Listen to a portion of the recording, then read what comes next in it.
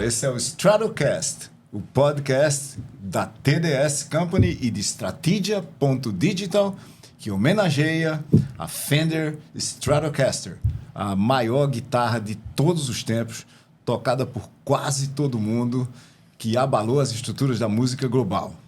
E nós estamos aqui sempre para falar de estratégia, de organizações, de ciclo de vida de informação nos negócios, de transformação estratégica, de transformação digital, de dados, de quase tudo que interessa para os negócios hoje em dia. E o tema do podcast de agora é por que é tão difícil você fazer estratégia de fato nos negócios? Por que essa conversa é assim, em certas horas, deixada de lado? Por que quando ela entra na agenda das organizações, por que é tão difícil você desenhar uma estratégia, fazer com que a estratégia aconteça, medir o resultado da estratégia, seguir a estratégia durante meses, às vezes durante anos? Porque há grandes estratégias que têm grandes impactos, mas que são de longo prazo. Para começar a falar sobre isso, Rui, por que é difícil mesmo? Eu acho que principalmente por causa dessa necessidade de conseguir disseminar a estratégia em todas as pessoas da organização, né? Normalmente a estratégia é feita numa estrutura hierárquica no topo da organização. E para ela conseguir ser disseminada na organização, existe um movimento de cima para baixo, que ele é difícil e que sofre uma resistência mesmo. As organizações têm uma dificuldade em encontrar um espaço mais horizontal de colaboração, onde essa estratégia ela possa estar sendo criada por todos que têm algum tipo de interferência sobre ela, que na prática é praticamente todo mundo. E eu acho que, se eu pudesse dizer assim, um dos grandes fatores, né, que as organizações levam a não conseguir colocar essas estratégias em prática seria a dificuldade de estabelecer processos de colaboração. Como em quase todo show acontece, a gente esquece de apresentar as pessoas no começo. Esse é Rui Belfort, um dos cientistas da TDS. Outro dos cientistas da TDS, André Neves, que está ali na ponta, vai explicar para a gente como é que a gente consegue construir estratégia de forma colaborativa com milhares de pessoas da organização participando. E num processo mais ou menos determinístico, em tempo real e em pouco tempo, para definir questões estratégicas críticas das organizações. Boa, essa pergunta é boa. Vamos ver se eu consigo explicar ela aqui. De partida, Silvio, eu acho que a gente precisa entender, todo mundo, né, que estratégia não é um plano. Porque muita gente acha que é um plano. É esse plano que vem, como o Rui disse, é um plano feito no topo que é espalhado para baixo. Não é assim que a estratégia funciona. A estratégia ela acontece embaixo. Acontece todo dia, o dia todo. Está toda hora tomando decisão estratégica. Então, o que a gente propõe é que as pessoas aprendam a falar de igual para igual com as decisões que tomam. E aprendam a entender que cada decisão é estratégia. A estratégia é a soma das decisões tomadas e não um conjunto de planos para alguém tomar decisão a partir daquilo. Ela é o contrário, ela é o resultado das decisões que as pessoas tomam. Não tem jeito. Muita gente acha que é o inverso. Você faz um plano estratégico, entrega lá e aquilo vai acontecer feito mágica. Não vai. Vai nem chegar nas pessoas de baixo. A estratégia de verdade a que leva a organização de um lugar para o outro é que acontece embaixo, nas tomadas de decisão do dia a dia. Então, o que a gente faz, na verdade, a gente criou uma plataforma para fazer isso, para permitir que as pessoas rapidamente discutam, decidam e apareça a decisão rápida. E toma a decisão e executa. Então, isso facilita muito e muda completamente o jogo. André, falando nisso, tem um texto nosso, por acaso, que desafia aquela frase que é erradamente atribuída ao Peter Drucker, que nunca disse isso, de que cultura como é estratégia no café da manhã.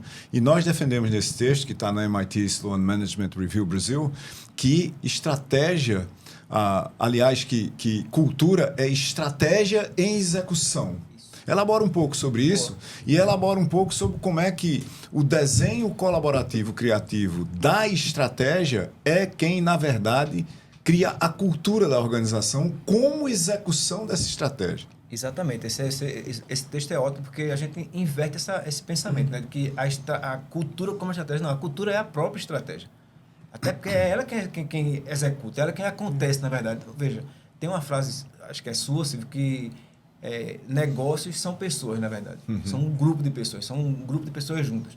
Negócios são, no fundo, pessoas. E as pessoas decidem. Então, a estratégia é fruto das decisões das pessoas. O que a gente está dizendo não adianta acreditar que a cultura vai comer... A cultura não pode comer estratégia, porque a cultura é a própria estratégia, né? O que a gente disse foi, inverte aqui, entende assim, ó, a estratégia, ela acontece a partir das ações das pessoas. Ponto. Entendendo isso aqui, a gente começa a entender que o plano, quase que ele emerge do que as pessoas decidem no dia a dia. Qual é o nosso desafio enquanto plataforma agora aqui, voltando para a história de estratégia, né? O nosso desafio é como é que a gente deixa isso transparente. Como é que a gente não tem um plano a priori, mas a gente constrói ele durante o processo e ele aparece o tempo todo. E ele está sempre vivo. Veja, o plano estratégico é um negócio vivo, dinâmico. Ele é modificado em tempo real, em tempo de uso. Está fazendo, está modificando. Como é que a gente deixa isso transparente? Para entender os caminhos não se perder, porque senão fica no caos. Então, o nosso desafio foi, esse paper já é antigo, né? A gente lançou ele, acho que um pouquinho depois da plataforma, mas a plataforma que evoluiu muito. O nosso desafio atual é como é que a gente consegue, botando milhares de pessoas de uma organização para debater o dia inteiro, tomar decisão o dia inteiro, ainda assim ter um plano explícito que emerge desse negócio. Isso é uma inversão completa do processo. Ô Vinícius, e quando a gente olha para esse cenário, Vinícius Garcia, cientista da TDS, nossa pessoa que lidera engenharia e dados, quando a gente olha para a estratégia e a gente pensa em tecnologia, onde é que essas coisas se encontram? Qual é a estratégia de tecnologia das organizações? E como é que a gente se perdeu, na maioria das vezes, nesse caminho? Porque você saiu com a estratégia da organização na frente e ela ficou demandando uma execução de tecnologia que, na maioria das vezes, não tem estratégia. E onde é que dados ficaram no meio do caminho? E por que que... Diz aí, você que é baiano. Essa pergunta é muito boa, é extremamente complexa. A gente vamos quebrar. Tem uma fala de Rui aqui no começo que foi bem interessante, enquanto ele estava falando sobre você olhar para a estratégia e saber que ela não advém pura e simplesmente de um plano, né? Ela não é uma coisa estática, ela não é uma fotografia. As estratégias, assim como o André também colocou, para elas entrarem em execução e se manterem em execução, você precisa ter um conjunto de ferramentas, sejam elas culturais, as pessoas que vão executar a estratégia, quanto as demais ferramentas que vão possibilitar a resiliência dessa estratégia. Resiliência, que é um dos atributos clássicos para qualquer tecnologia e plataforma hoje em dia, ela tem que possibilitar que a estratégia também seja resiliente. Porque uma das poucas certezas que a gente tem na execução de estratégia é que ela vai ter que mudar. Porque tudo ao redor dela muda. Quando eu, como uma empresa, planejo e executo brilhantemente uma estratégia, eu vou provocar meus concorrentes a melhorar as estratégias dele. E eles conseguindo isso, eles vão me forçar a mudar a minha também. Então, eu tenho que saber, a priori, que a primeira certeza que eu tenho com a minha estratégia é que ela vai mudar. Seja porque alguma decisão foi equivocadamente tomada, por isso eu preciso de dados o tempo todo para estar olhando o que eu planejei aconteceu, ou seja, se o futuro que eu esperava, ao passar pelo presente e virar passado, estava de acordo com o que eu queria que acontecesse, ou quando não acontecer, que é o que acontece na maioria das vezes, né? Porque tudo ao redor muda o tempo todo, aquele papel de prever o futuro é complicado. O que eu tenho que mudar para que eu me aproxime daquele alvo que eu planejei. E o grande desafio nesse contexto todo é porque os dados ficam pelo caminho. Normalmente a gente não se constrói uma estratégia para acompanhar os dados. Para a tecnologia a gente até vê alguma coisa acontecendo, mas erroneamente a gente atribui as decisões de estratégias tecnológicas as mesmas que a gente faz para a estratégia de negócio, que eu acho que é uma receita de bolo e que é uma única execução e vai resolver. Para a tecnologia eu acho que basta eu contratar uma solução daquela big company e eu vou resolver meu problema. Não é assim. Na verdade, o que a gente vê é que a maioria das grandes soluções estratégicas de tecnologia, a gente vê pelos grandes players hoje em dia, eles são quase que feitos in-house, né? É quase que uma alfaiataria de tecnologia, onde eventualmente eu uso aquela solução de banco de dados daquela conhecida, ou uma solução assim assado de escritório daquela outra conhecida, mas eu tenho que orquestrar. E essa orquestração, para dar essa resiliência para a estratégia, ela advém in-house, né? Tem que ser feita por alfaiataria para aquela organização, considerando o contexto dela, porque não tem receita de bolo. Ô Silvio, aproveitando o ensejo da conversa, era bom comentar sobre a história da recompensa, do reconhecimento e da remuneração, que são coisas que podem ajudar a gente a orquestrar a colaboração nas organizações, né? E que determinam também cultura. Isso é o que a gente estava falando ali quando falava do aparente conflito entre cultura e estratégia, e na realidade isso vem de uma frase meio radical minha, onde eu digo que as organizações, nenhuma organização tem cultura. A cultura é, às vezes, a cultura do setor, porque a cultura de um setor é feita das conexões, né? Como é que as pessoas se conhecem, basicamente, como é que eu sei quem é quem, onde, quando e por quê. Como é que essas pessoas se relacionam? Na realidade, os agentes em rede se relacionam, porque uma parte desses agentes, são organizações. E como é que todo mundo interage? Né? Então, você pode achar assim, por exemplo, existe uma cultura porto digital. Mas talvez não exista uma cultura explícita de uma certa empresa no porto digital. Mas, dito isso, tem uma definição básica de cultura que diz que cultura é transmissão situada de informação. E o problema aqui é esse situado. A transmissão de informação, todo mundo sabe o que é.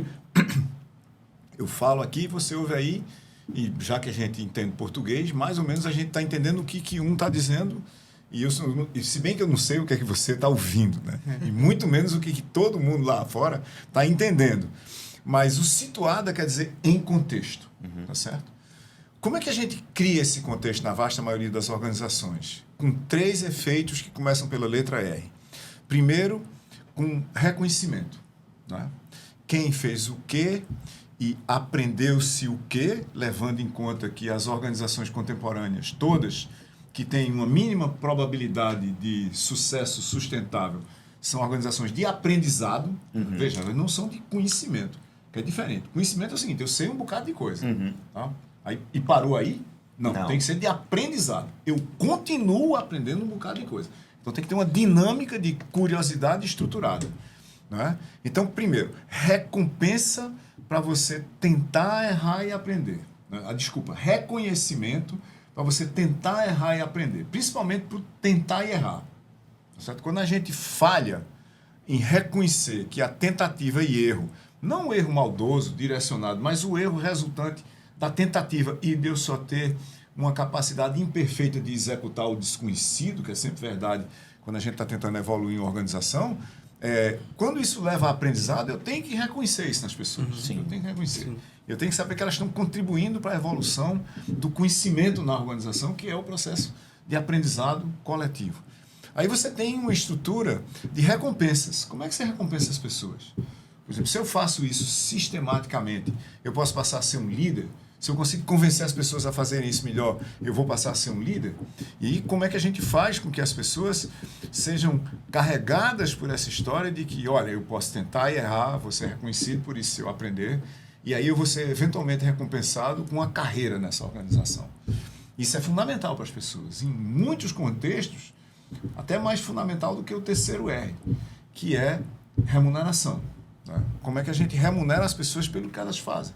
Eu já vi em muitos casos as pessoas ficarem com remunerações menos interessantes do ponto de vista financeiro puro, porque elas são reconhecidas e recompensadas dentro das organizações. É claro que você não pode simplesmente dizer, ok, eu vou te pagar menos porque eu estou te reconhecendo muito. Não é assim, tem um equilíbrio nisso tudo. Mas muito mais fundamental do que a gente olhar para uma espécie de uma pseudocultura que existe nas organizações, aqui todo mundo pensa assim, o que em muitos casos é ruim, né? Todo mundo pensar assim. Igual. É uma coisa que a gente não quer em organização contra nenhuma. a colaboração. Muito menos na TDS. Né? Na TDS a gente quer que todo mundo pense que a gente tem um propósito, um conjunto de propósitos para resolver certos problemas no mundo, das empresas, dos negócios, das organizações, inclusive organizações de Estado. A gente não quer que todo mundo pense do mesmo jeito. Né? Literalmente, não queremos isso. Mas é fundamental que a gente consiga orientar as pessoas ao redor de um certo pequeno conjunto de princípios, de valores, de propósitos, de objetivos e metas, dados os limites e os recursos.